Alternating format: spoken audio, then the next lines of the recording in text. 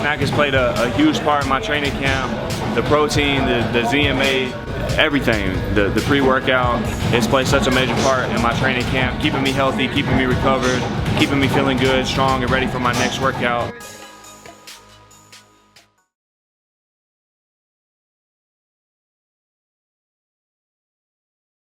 Two days. The champ is making his way out. 2 days. Hey, so how did you enjoy that press conference, man? You got a lot off your chest today. I'll give everybody a piece to enjoy, man, before this fight happens. You know what I mean? Like, that motherfucker retarded, he can't talk. So it's up to me. I get to promote this bitch by myself because he is retarded. You know what I'm saying? So I'm gonna promote it. I give everybody everything to talk about.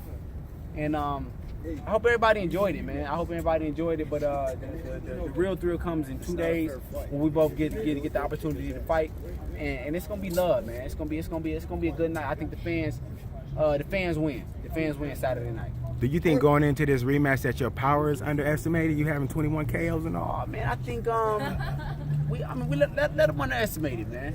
You know, it may be a short night though. It may be a short night, and not on my end. What have you been doing to really prepare to make sure?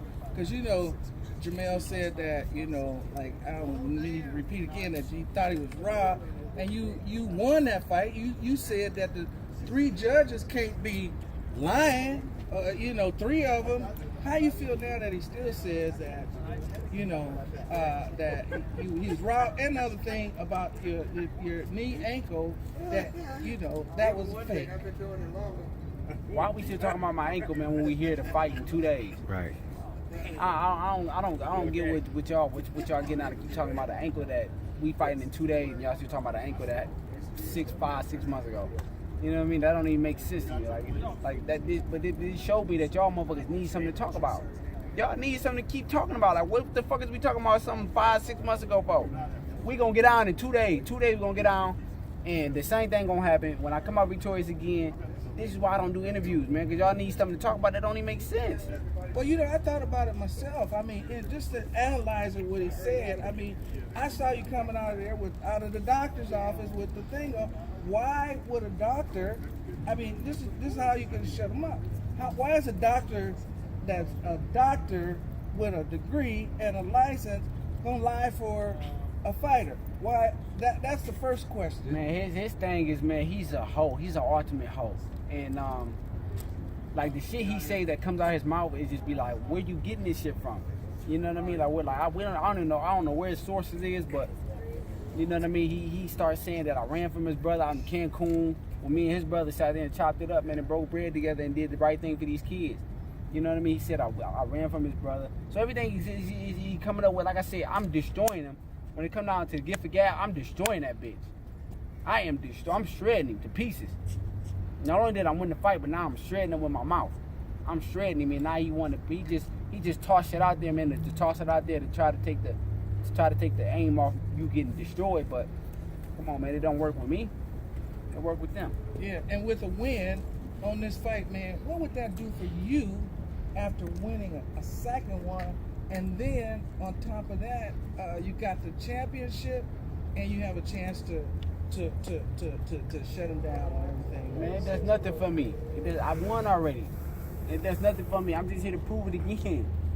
I'm just here to prove, like, man, one thing about me, man, I always want to prove.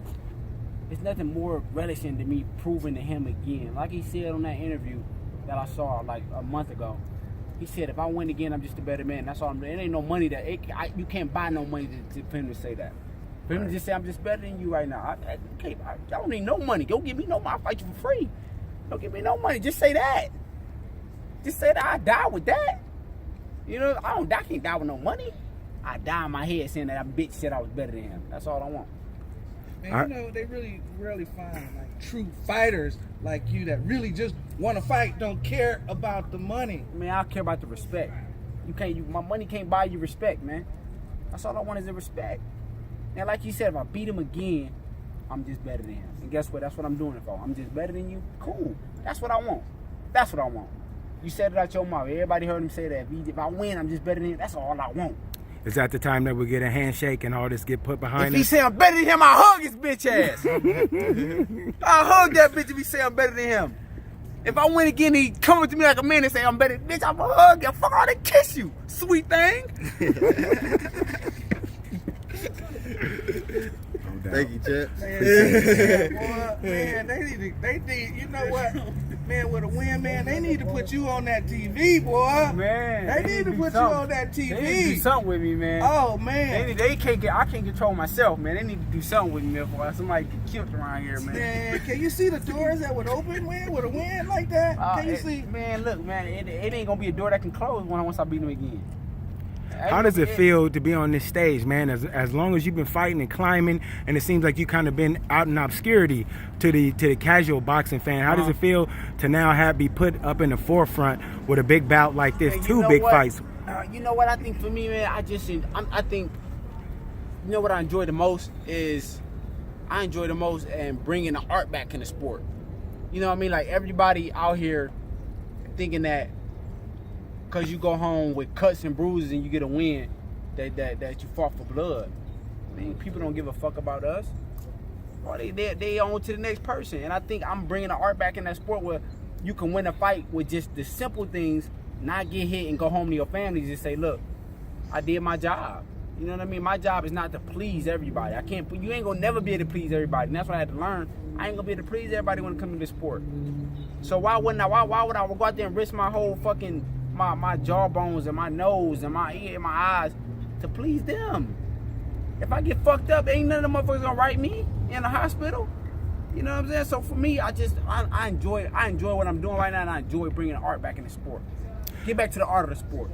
Looking back to the past, it looks like there was a specific round in your career, the 9th round, that it seemed like it was hard to get out of that 9th round. Don't say that shit. You made it out the 9th round. I see that your coach kind of made. Listen to me. That shit was a mental block in my head, and that's the reason why I was fighting the way I was fighting.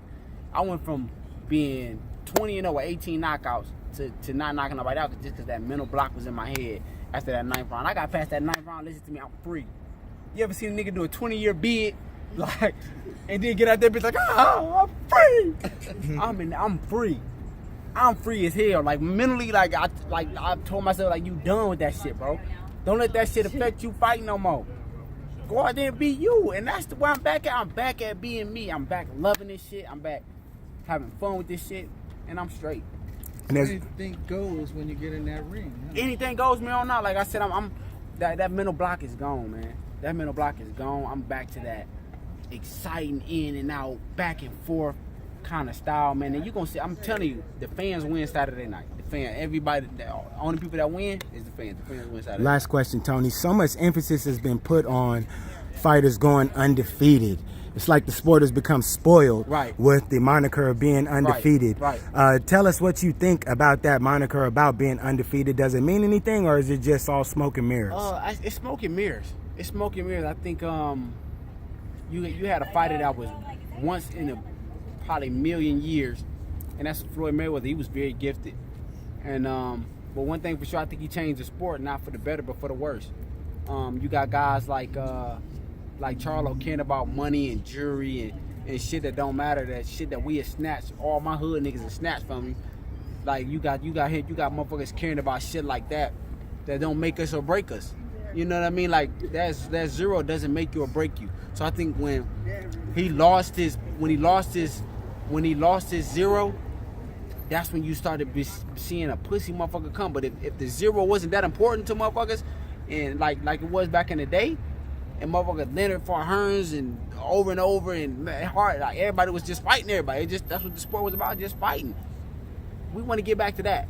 And I'm a real boxing connoisseur. I want to get back to let's get back to that day and age where me and Julian Williams can fight and shit. You win, I'm gonna fight you again. We can do it again. Right. If it's good enough, we're gonna do it again. And it can be just the love of the sport. And that's all it is about, man, the love of the sport. No question. Thank you, champ. Appreciate that, champ. Thank you.